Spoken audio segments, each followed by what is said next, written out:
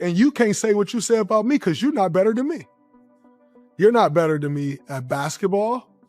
You're not better than me at life. Hey, man, I never punched down. Look, Draymond's a good player. We're not on the same level. Take this as my apology. I do apologize if that's viewed as public disrespect, because I like to address public things publicly. Draymond Green has 4 NBA championships. Charles Barkley has 0. That stat was supposed to shut down every argument instantly. 4 rings against the Hall of Famer with none. On paper, it looked like a knockout punch. The numbers were supposed to say it all, but it backfired completely. A few weeks ago, Draymond was sitting next to Charles Barkley on Inside the NBA on TNT when he cracked a joke about Chuck's playing days. What happened next was uncomfortable. Dead silence. No laughs, no reactions. Kenny didn't move, Shaq didn't move, even Ernie Johnson stayed quiet. Then, just 9 days later, Draymond addressed it on the Draymond Green Show podcast, and what came next surprised everybody. So if that's the case, take this as my apology. I do apologize if that's viewed as public disrespect, because I like to address public things publicly. A 4-time NBA champion ended up apologizing to a Hall of Famer over a joke he still thinks was funny. But the 20 minutes before that apology, that is where it gets really interesting. Draymond called his mom as a witness. He argued that Charles Barkley was not better than him at life. Then, in a wild twist, he actually admitted Barkley was right about something. Those 4 rings from 2015, 2017, 2018, and 2022 earned during the Warriors dynasty could not protect him from 6 simple words: "We're not on the same level." And when the podcast starts, there is 0 warm-up. He dives straight in. There's this large media storm, whatever you call it, thing going on around my comments to Chuck when I was on Inside the NBA about him being in a Houston Rockets uniform. And I think I want to provide a little bit of clarity and of what I was saying. He stumbles over his words multiple times trying to describe what happened. It feels like he is searching hard for the right way to frame it, and the first thing he grabs for is backup from someone else. I actually talked to Kenny. Kenny called me and he said, "Man, I didn't hear you say you when you were talking about the Rockets." He said, "So I didn't catch the punchline of the joke." He said, "If I caught the punchline of the joke, I thought that was hilarious." According to Draymond, Kenny Smith did not laugh in the studio because he simply did not hear the joke. Later, after watching the clip on his own, Kenny supposedly called Draymond and laughed about it over the phone. That phone call becomes his main piece of evidence. Then he points to something nobody can ignore. I was like, well, in the moment, I thought it was a joke. I thought it was funny, but nobody reacted. Not one person reacted. On a show built on laughs, jokes, and roasting for over 2 decades, the whole panel went stone cold. Draymond admits it straight up. Then he shifts to explaining why the joke should have worked in the first place. The reason that I would even say that, right? It'd be very stupid to be like, "Chuck, when you were in Phoenix, I wouldn't want to look like that." Or, "Your first couple years in Houston, I wouldn't want to look like that." That'd be stupid, actually. However, what Chuck makes fun about in his career is actually the last 2 years in Houston. His logic is straightforward. Barkley has spent years clowning those same moments from his own career, so Draymond saw it as fair game, and he is not backing down from that at all. Chuck's last 2 years in Houston is what he talks about, is what he say. "I sucked, man. I was out of shape. I was hurt. I sucked.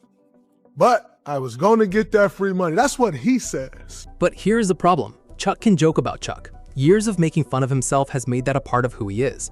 The real issue is what happened when Draymond tried to use that same material. Nobody at the desk followed. Nobody joined in. Nobody laughed. That is when the conversation takes a sharp turn. Instead of staying on the joke, Draymond starts going after the people reacting to it. So what I found interesting was how everybody tried to make it like this whole, "Oh man, Draymond think he better than Chuck" thing. I found that interesting because what it shows is how bad y'all want me to do bad. All of a sudden, the audience gets pulled into the debate. Within minutes, the whole story flips again. And Chuck, and you can't say what you say about me because you're not better than me. you're not better than me at basketball. You're not better than me at life. You know. Then comes a line that blows the whole podcast up. Draymond sets a brand new rule right there on his own show. If you're not better than him, you do not get to criticize him. Not in basketball, not in life. That is the wall he puts up, and he does not stop there. How dare him talk about Chuck? He ain't better. Well, then you can't talk about me because you're not better. He goes even harder. Critics, fans, analysts, commenters, everyone gets included. The message is simple. Not better at basketball, not better at life, then you do not get a say. That is the rule he just put in front of his audience, and it matters, because just minutes later, he runs straight into a problem with his own words. Charles Barkley's incredible. Had a great career and is one of the media personalities for sure. Seconds earlier, Draymond had built a wall around himself. Simple message, not better than him at basketball or life, so your opinion does not count. Then the talk shifts back to Charles Barkley. Draymond starts giving Chuck real credit. He recognizes Barkley's success, his reach, and the respect he has built as one of the biggest names in sports media. The praise sounds real, but it also opens the door for a new comparison. And notice who he brings up next. I seen him say things about Steph Curry. His career ain't better than Steph Curry's. I've seen him say things about LeBron James. His career is not better than LeBron James.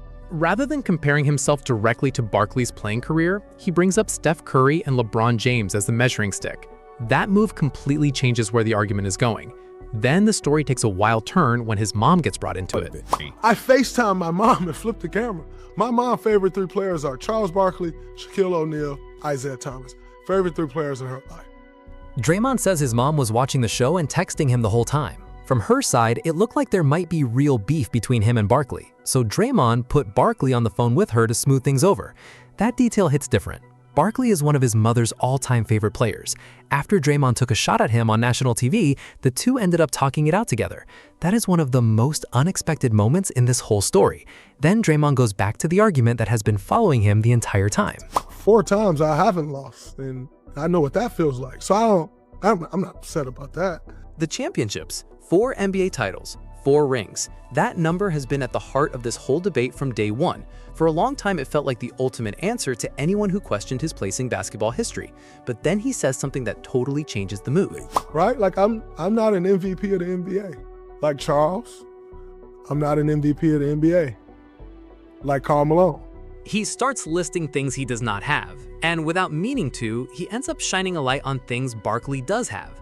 A league MVP, 11 All-Star appearances, a Hall of Fame spot locked in since 2006. I'm not a 12-time All-Star like Charles Barkley, an MVP. Draymond has never won MVP and has made 4 All-Star games. The comparison just got a lot more complicated. The debate that started with 4 rings versus 0 now has a much longer list of achievements pointing somewhere else.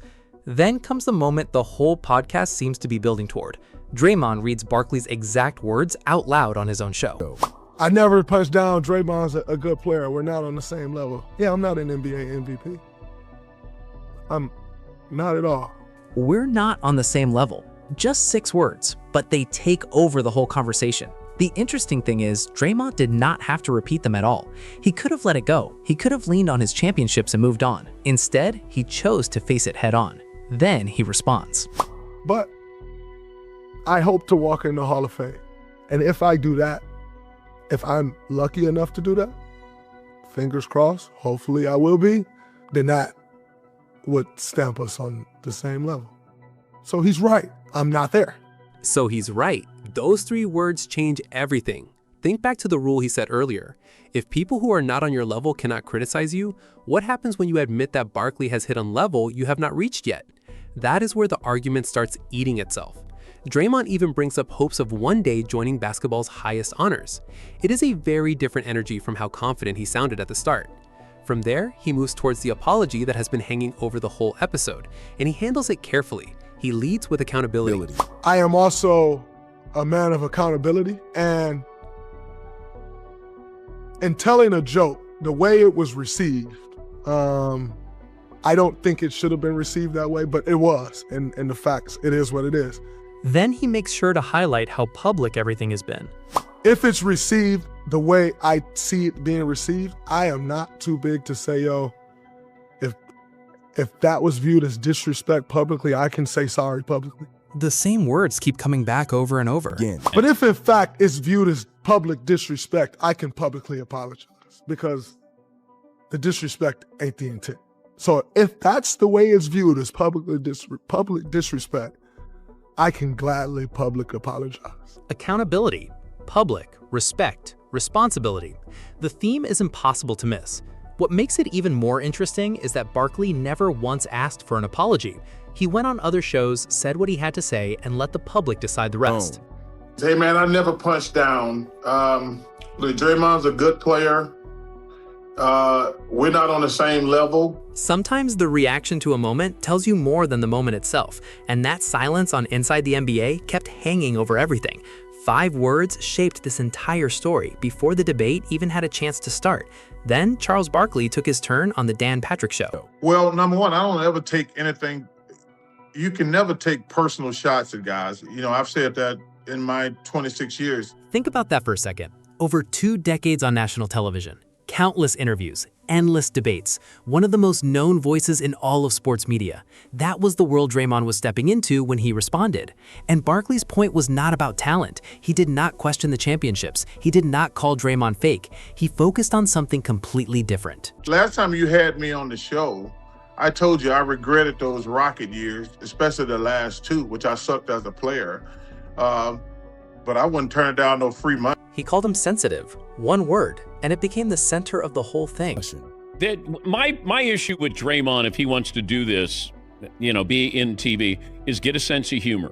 He takes everything personally. And there was one more thing that could not be ignored. He took a personal shot at me, but I'm not sensitive. But yeah, it's been over in Golden State. I mean, if Golden State was relevant, he wouldn't be in the studio with me. In recent years, Golden State has not gone on the deep playoff runs that built the dynasty. That is why Draymond was in a TV studio and not on the court. Barkley laid out the facts, pointed to the numbers, and made his case calm and cool. No shouting, no drama. Just a comment, then a silence that became one of the most talked about moments from the whole thing. And that is where the timeline cannot be ignored. Early in the podcast, Draymond set a rule. If someone is not better than him at basketball or life, they do not get to criticize him. But later in that same episode, he admitted that Barkley had reached things he had not matched yet. That one shift changed everything. The 4 rings are still real. Nobody can take those away. But they did not stop the silence on Inside the NBA. They did not stop the questions. They did not stop the talk about Barkley's MVP, his 11 All-Star selections, and his Hall of Fame legacy. In the end, Draymond spent nearly 20 minutes breaking down a moment that lasted just seconds on live TV. And that is exactly why people are still talking about it. Now, we want to hear from you. Does Barkley's legacy carry more weight in this debate, or do Draymond's championships give him the stronger argument? Drop your thoughts in the comments and let everybody know where you stand. If you enjoyed this breakdown, hit the like button, subscribe, and share with every NBA fan you know. Stick around for more deep dives into the biggest moments, rivalries, and debates in the league. Thanks for watching. See you in the next one.